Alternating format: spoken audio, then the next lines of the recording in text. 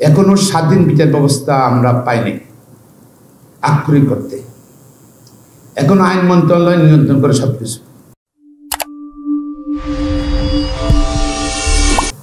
এখনো এবং আমরা দেখি স্বাধীনতার পরে পর্যন্ত বিভিন্ন সময় স্বাধীন বিচার ব্যবস্থা, স্বাধীন সুপ্রিম কোর্টের মাধ্যমে খেয়ে হারিয়ে ফেলছে। এবং এই খেয়ে হারিয়ে ফেলাতে মাঠে মানুষের মধ্যে উত্তেজনার সৃষ্টি হচ্ছে এবং জুলাই বিপ্লব হলো এসব কারণে। সুপ্রিম ইতিহাস কিন্তু এই বাংলাদেশের ইতিহাসের সঙ্গে সংশ্লিষ্ট, বাংলাদেশের স্মৃতির সঙ্গে সংশ্লিষ্ট সুপ্রিম কোর্ট।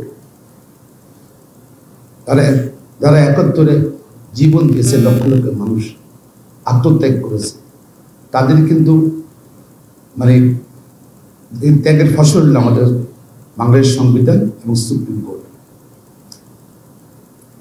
আর খেয়ে ফেলার পর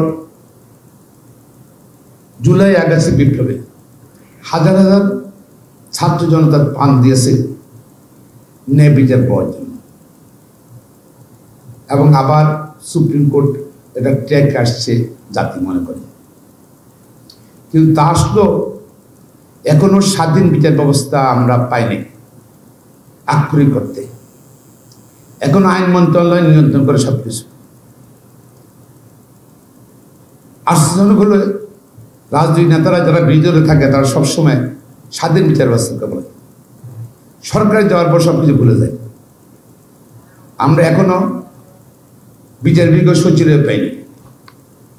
আমাদের যদি স্বাধীন বিচার ব্যবস্থা প্রতিষ্ঠা করতে হয়, অবশ্যই আইন মন্ত্রণালয় থেকে বিচার বিভাগ সম্পূর্ণ আলাদা করতে হবে, এর কোনো বিকল্প নাই।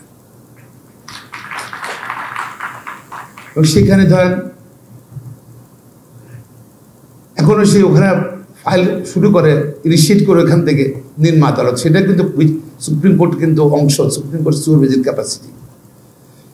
সেখানে কিন্তু পিক অ্যান্ড চুজ এখনো হয়, আগেও হয়েছে, সবসময় হয়। তো এইগুলো আমাদের মধ্যে বাদ দিতে হবে। যদি শক্তিশালী বিচার ব্যবস্থা থাকে, আমরা যারা আইনজীবীরা আছি মর্যাদাপূর্ণ জাতির নিকট আমরাও আইনজীবীরা মর্যাদাবান হব। আর যদি বিচার বিভাগ দুর্বল হয়, যদি আমরা যারা প্র্যাকটিস করি আইন জগতের সম্পর্ক আছে, আমরা আমাদের সম্মান নষ্ট, সমাজে নষ্ট হয়ে যাচ্ছে। যেন আমাদেরও এটা কিন্তু কনসার্ন। আজকে ধরেন অর্থনৈতিক বৈষম্য, যদি বিচার বিভাগ শক্তিশালী থাকতো, বাংলাদেশে অর্থনৈতিক বৈষম্য হতো না, কিছু লোকের কাছে সব টাকা চলে যেত না, ব্যাংক লুট হতো না স্বাধীনভাবে কাজ করলে। আজকে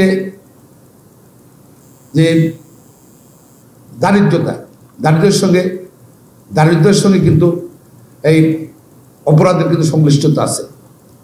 দারিদ্র অনেক কমে যেত সম্পদের সৃষ্টি বর্ণন হতো, আপনার শিল্পায়ন হতো, সুষ্ঠু বিচার শক্তিশালী থাকলে শিল্পায়ন হতো। আমাদের ছেলেমেয়েরা উচ্চশিক্ষিত হয়ে কিন্তু আজকে বেকার, তারা ওই বঙ্গোপসাগর পাড়ি দিয়ে জীবনের মায়া ত্যাগ করে তারা চলে যাচ্ছে, চায় নৌকা দিয়ে বাইরে যাচ্ছে উচ্চশিক্ষিত ছেলেমেয়েরা। আমেরিকার চেয়ে জঙ্গল দিয়ে মারা যাচ্ছে অনেকে, অন্যের সন্তানে, চাকরির সন্তানে। এই অবস্থা চাই না আমরা। সুপ্রিম কোর্ট যদি শক্তিশালী হয়, যাদের আসতে এখানে থাকবে, এবং এই যে ভোট নির্বাচন সব কিছু যদি সুপ্রিম কোর্ট যদি শক্তিশালী ভূমিকা পালন করতো, তাহলে বাংলাদেশে এই বিনা ভোটে কোনো সরকার হতো না, কোনো এমপি হতো না, সুষ্ঠু বিচার ব্যবস্থা থাকতো।